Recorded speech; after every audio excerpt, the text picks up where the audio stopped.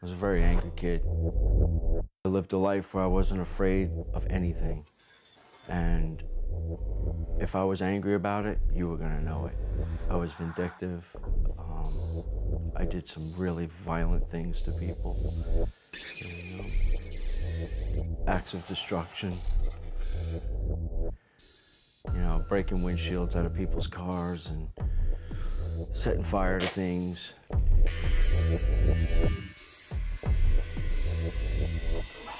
You know, I had been experimenting with drugs since I was 11, and my alcoholism and my drug addiction really spun out of control. I started freebasing cocaine. This was to go on right through my adult life, and heavy metal became my escape. I wound up being a character inside of a heavy metal band, and I played a demon, and I would rise up out of coffins. I've been electrocuted on stage. I've had my head cut off, and just a lot of grotesque, dark imagery that my job was to portray on stage. And I lived the lifestyle of what I thought was a vampire. I would tell you I thought I was a vampire. I didn't go around drinking blood or anything, and I wasn't really a satanic believer in the sense of rituals of Satanism, but I was living the fine line right along with it. In 2006, I was at the tail end of just yet another 5-day crack and alcohol binge.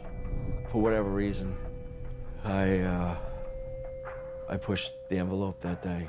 I wound up ODing and lost a heartbeat and everything for over 5 minutes, and I fell into a really bad place.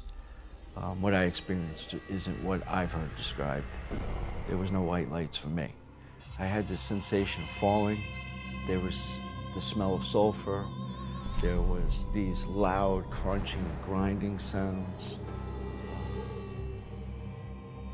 I don't know if you want to say there were voices, but it sounded like screams and torment. And, it was very dark.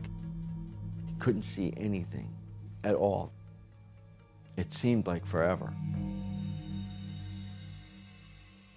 I didn't know what was happening, and then all of a sudden, I felt this like grab on my collar, and just yanked me, and that's when I came to.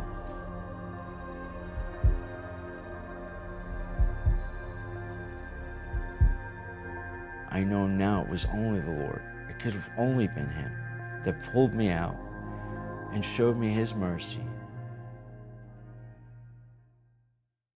Shortly thereafter, I was just about a year sober, and I was at a particular place, and then she walked, what was to become my wife.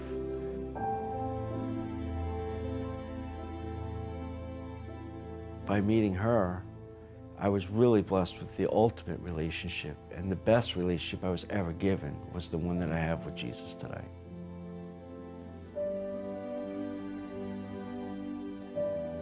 And when He pulled me out of that darkness, that's when He gave me power.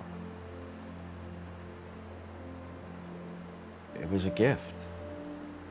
And the power was being able to stop being the way I was and to start living a life and start giving to others. My wife kind of led me to Joyce, but little did she know I had my own history with Joyce that nobody knew. Back in the days when I was active and I was still using drugs and alcohol, I remember roughly around 4 o'clock in the morning stumbling across her on television, thinking to myself, who is this? I didn't like her, but for some weird reason, she did get my attention. When I started watching Joyce with my wife, it was different.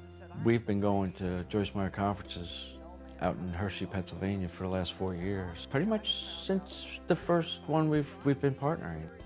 Joyce has many different projects going on around the world where she helps a lot of people. You know, there's the obvious side that I would like to be a part of what she does and help people. But for me, it's a little deeper because it's the only way I can kind of make up for some of the wrongs I've done in this life. So I use that as an opportunity to do what I can to make right.